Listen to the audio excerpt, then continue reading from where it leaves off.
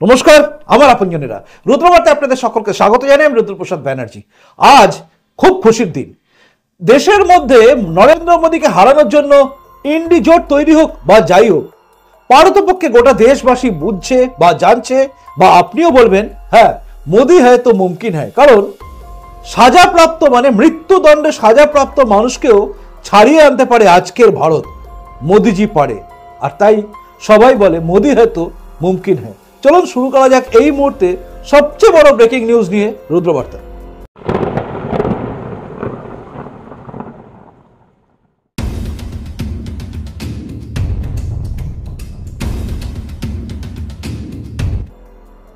এই খবরটা মানে আমি যেটা আপনাদের সামনে নিয়ে আসছি, এটা বাংলার বুকে বড় বড় নিউজ মিডিয়া দেখাবে না, কারণ তারা ব্যস্ত আছে অন্য খবর নিয়ে। যে খবরটা বাংলার বুকে সবচেয়ে হাইলাইট হয় সেটা নিয়ে তারা দেখায়, আর যেটাতে মোদিজির প্রশংসা হবে সেই খবরটা বড় বড় মিডিয়া দেখাবে না, কারণ তারা চায় না যে দেশের গৌরব বা দেশের সবকিছুতে মোদিজির অবদান আছে এটা বোঝাতে। কিন্তু রুদ্রবার্তা চেষ্টা করবে সত্যিটা সামনে আনার। আপনারা জানেন কাতারে 8 জন ভারতীয় নৌসেনা বাহিনীর যারা প্রাক্তন অফিসার তারা কাজ করতেন এবং তাদের বিরুদ্ধে প্রাণদণ্ড দেওয়া হয়েছিল কাতারে। এটা আপনারা জানেন, কারণ যারা রুদ্রবার্তার আমার আপনজন আছেন তারা প্রত্যেকেই জানেন এই বিষয় নিয়ে আমার প্রতিবেদন ছিল। এবং কাতারে তাদের বিরুদ্ধে যখন মৃত্যুদণ্ড দেওয়া হয়েছিল, সেই মৃত্যুদণ্ড মুকুব করার জন্য যখন পদক্ষেপ নেন মোদিজি, সেটাও আমি আপনাদের জানিয়েছি। আজ জানাচ্ছি তারা ছাড়া পেয়ে গেছেন এবং তাদের 8 জনের মধ্যে 7 জন ভারতেও ফিরে গেছেন। আগে দেখে নিন সেটা। কাতার থেকে দেশের মাটিতে ফিরে এলেন সেই 8 জনের মধ্যে 7 জন নেভির অফিসার, অর্থাৎ প্রাক্তন এই অফিসাররা। তারা আজকে ফিরে এলেন এবং ফিরে আসার সঙ্গে সঙ্গে তারা প্রেসের সামনে যে কথাগুলো বললেন সেই কথাগুলো ছিল কিন্তু আপনার আমার মনের কথা। কারণ তারা যেটা বলেছেন সেটা আমরা রোজই ভাবি, রোজই মনের মধ্যে ভাবি যে মোদি আছে তাই সম্ভব, সেটাই তারা বলেছেন। শুনুন। बहुत खुशी हो रही है कि वापस इंडिया पहुंच गए हम सेफ एंड साउंड, और definitely honourable prime minister Shri Modi को धन्यवाद करना चाहेंगे कि उनके पर्सनल इंटरवेंशन से ये पॉसिबल हुआ। Without the intervention of prime minister Modi it won't be. आज हम आपके सामने खड़े नहीं होते अगर इंटरवेंशन नहीं होता है एट दैट लेवल हायर किया। We have waited almost 18 months to be back in India. We're extremely grateful to the Honorable Prime Minister, Shri Narendra Modi ji. It certainly wouldn't have been possible without his personal intervention and the equation with the Emir of Qatar. I think we are grateful to the Government of India, the bottom of our heart. দেখলেন 7 জন ফিরে এসেছেন এবং 7 জনই মোদিজির গুণগানে ভরিয়ে দিয়েছেন। আর এটা হওয়া স্বাভাবিক, কারণ এই দেশের মধ্যে কেউ যদি সাজা পায় সেই সাজা মুকুব করার জন্য প্রধানমন্ত্রীর আবেদন বা রাষ্ট্রপতির আবেদন এগুলো না হয় মানা যায় যে দেশের মধ্যে করেছে, সরকারে আছে, ঠিক আছে। কিন্তু বিদেশের মাটিতে কাতারের মতো জায়গা যেটা মুসলিম দেশ, সেই কাতারে যখন প্রাণদণ্ডে দণ্ডিত করা হয়েছিল এই 8 জন এই প্রাক্তন নেভির অফিসারদের, তাদের বিরুদ্ধে যখন প্রাণদণ্ড হয়েছে গুপ্তচর বৃত্তির জন্য, এবং তারা তাদের দেশে মানে কাতারে তৈরি করা সাবমেরিন যে নকশা তৈরি করা হচ্ছিল সেই নকশা নাকি ইসরায়েলকে বেচে দিয়েছে বা দিয়ে দিয়েছিল। ইসরায়েলের হয়ে গুপ্তচর বৃত্তি করছে এই অভিযোগে এই 8 জনের বিরুদ্ধে কিন্তু ফাঁসির আদেশ দিয়েছিল, মানে মৃত্যুদণ্ড। ওদের আবার ফাঁসি হয় না, গলা কেটে দেয় জানা যাচ্ছে না, কিন্তু মৃত্যুদণ্ডের আদেশ দিয়েছিল। কাতারে সেই মৃত্যুদণ্ডের সাজা দেখে ভারতবর্ষের বুকে অনেকেই চিন্তায় পড়ে গেছিল এবং এই দেশে বিরোধী দল যারা আছে তারা সবাই জোটবদ্ধভাবে বলেছিল এবার কি করবে, মোদিজি তো বার করতে পারবে না, এটা নিয়ে আলোড়ন হয়েছিল। সেই খবরটা কিন্তু ব্রেকিং নিউজ হিসেবে চারিদিকে ছড়িয়েছিল। কিন্তু তারপরে যে সমস্ত পদক্ষেপ এই নরেন্দ্র মোদী সরকার এবং জয়শঙ্করজি যিনি পর পদক্ষেপ নিয়েছেন, এই পদক্ষেপগুলো কিন্তু আর কেউ বলছে না।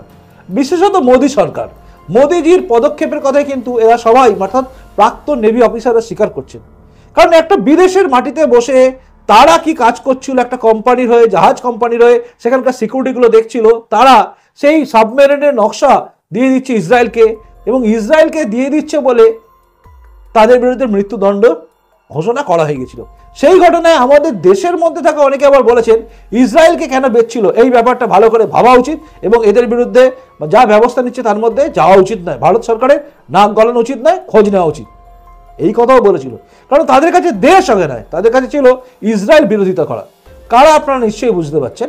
তো সেই রকম কিছু লোককে বাদ দিলে বাকি সবাই চেয়েছিল ভারতের লোক বিদেশের মাটিতে শাস্তি পাবে কেন, তারা ভারতে ফিরে আসুক। সবাই বুঝছিল যে এটা একটা চক্রান্ত হতে পারে, কারণ ফাঁসানো হতে পারে। এতদিন ধরে কাজ করা এই নেভির প্রাক্তন অফিসাররা, যারা খুব গর্বের সঙ্গে বুক ফুলিয়ে কাজ করেছেন, সততার ব্যাপারে যাদের বিরুদ্ধে বিন্দুমাত্র সংশয় নেই, তারা বিদেশের মাটিতে গিয়ে এইরকম গুপ্তচর বৃত্তি করবে টাকার জন্য, এটা ভাবা যায়? এটা আমাদের বিশ্বাস হয়নি, আর সেই বিশ্বাসটা আজ প্রমাণিত। কিন্তু এই সমস্ত কিছুই সম্ভব হয়েছে একমাত্র নরেন্দ্র মোদীর জন্য। কারণ নরেন্দ্র মোদীর কাতারে যাওয়া, তাদের সঙ্গে কথা বলা, সমস্ত কিছু কিন্তু বুঝিয়ে দিয়েছিল মোদিজি পারেন একদম মৃত্যুর হাত থেকে কাউকে তুলে নিয়ে আসতে, সে যদি বিদেশের মাটিতেও হয়।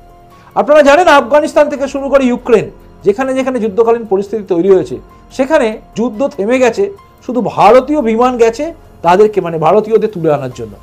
চীন যেখানে সাহস দেখায়নি, পাকিস্তানের কথা বাদ দিন, আমেরিকাও চিন্তা করছিল, সেই রকম জায়গায় ইউক্রেনে গিয়ে কিন্তু ভারতবর্ষ একমাত্র গেছে, গিয়ে আমাদের সমস্ত ছাত্রছাত্রীদের নিয়ে এসছে। অর্থাৎ ভারতীয় নাগরিকরা বিশ্বের যে কোনো প্রান্তেই থাক, আজকে নরেন্দ্র মোদীর জন্য আমাদের দেশের সেনাবাহিনী বলুন বা সবকিছুই বলুন, তারা পারে বিভিন্ন জায়গা থেকে লোককে নিয়ে আসতে, অর্থাৎ তাদের তুলে নিয়ে আসতে, তাদের বিপদ থেকে উদ্ধার করতে। এবং এই উদ্ধারের কাজটা করে বিশ্বের মাটিতে, বিশ্বের সমস্ত জায়গায় কিন্তু নরেন্দ্র মোদী ছাপ রেখেছিল।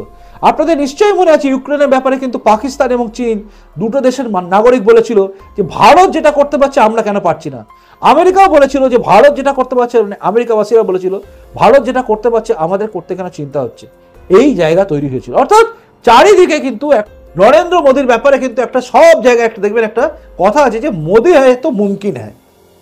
আপনি ভাবুন, কল্পনা করুন বিদেশের মাটিতে এটা কি সম্ভব হতো? আগে যে সমস্ত প্রধানমন্ত্রীরা ছিল তারা এটা করতে পারতো? আপনারা কোনোদিন ভেবেছেন এরকম কাজ হয়েছে? অন্তত আমার মনে পড়ছে না যে ভারতের বাইরে বিদেশে কোথাও কারোর বিরুদ্ধে প্রাণদণ্ড হয়ে গেছে এবং তাকে সেখান থেকে তুলে নিয়ে চলে আসছে এবং ভারতবর্ষে তারা নিজের বাড়িতে ফিরে যাচ্ছে, এটা হয়েছে? কাতারের মতো জায়গা যেখানে ইসরায়েলের কাছে সাবমেরিনের নকশা দিয়ে দিচ্ছে বলে একটা মারাত্মক অভিযোগ, আর ইসরায়েল মানে কাতার বা মুসলিম কান্ট্রিগুলোর চোখে সবচেয়ে শত্রু দেশ, সেখানে দাঁড়িয়ে তাদেরকে বের করে আনা, যার জন্য বারবার এই প্রাক্তন নেভি অফিসাররা কিন্তু মোদিজির নাম করছেন।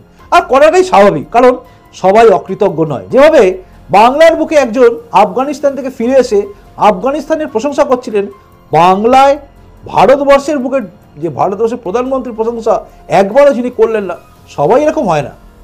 সবাই তো আর বেইমানি করে না, কিছু কিছু মানুষ করে। যাই হোক, যেটা বলছিলাম, তা এই পর্যন্ত শোনার পরে আপনার কি মনে হচ্ছে? মনে হচ্ছে না যে হ্যাঁ মোদি হয়তো মুমকিন হয়? দেখুন, 2024 লোকসভা নির্বাচন আসার ঠিক আগের মুহূর্তে এটাও কিন্তু একটা বড় ব্রেকিং নিউজ, এবং এটা বিজেপিকে আরো বেশি বুস্ট করবে। কারণ বিজেপি পারে, নরেন্দ্র মোদী পারে, আর মোদী আছে বলেই আমরা কিন্তু বুক ফুলিয়ে থাকতেও পারি। কারণ এই দেশের দিকে কেউ তাকাতে সাহস পাবে না, এবং এই দেশবাসী, ভারতবাসী, আমরা ভারতীয়রা পৃথিবীর যে কোনো প্রান্তেই থাকি, আমাদের বের করে আনার ক্ষমতা আজকের এই মোদী সরকারের বা নরেন্দ্র মোদীর আছে। তাই আমাদের প্রিয় সন্ন্যাসী রাজার থার্ড টাইম আসা কিন্তু খুব দরকার। আপনি কি বলছেন? কমেন্টস করে জানাবেন। যদি মনে হয় প্রতিবেদনটা শেয়ারযোগ্য, মানে সবাইকে জানানোর দরকার আছে, কারণ বড় বড় মিডিয়াটাকে জানাবে না। আপনার দায়িত্ব এটাকে সবার কাছে প্রচার করা, জানানো যে হ্যাঁ মোদিজি পেরেছিলেন, বা মোদিজি পারেন, মোদিজি পারেন, নরেন্দ্র মোদী পারেন, কারণ মোদি হয়তো মুমকিন হ্যাঁ। এটাই ছিল এখনকার রুদ্রবার্তা। যদি ভালো লাগে লাইক করবেন, আর নতুন এসে থাকলে এই চ্যানেলটা সাবস্ক্রাইব করে আমার আপনজনে তারপর যাবেন। এখনকার মতো আসি, দেখা হচ্ছে এর পরের রুদ্রবার্তায়। খুব খুব ভালো থাকুন। নমস্কার, বন্দে মাতরম, ভারত মাতা জয় হোক, জয় হিন্দ।